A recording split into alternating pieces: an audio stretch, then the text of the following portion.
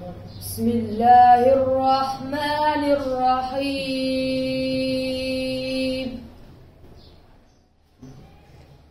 قل أعوذ برب الناس،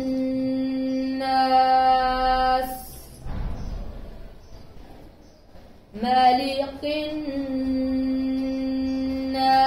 إله الناس،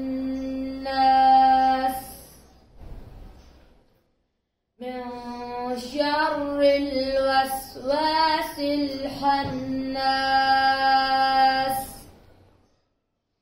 الذي يوسوس في صدور الناس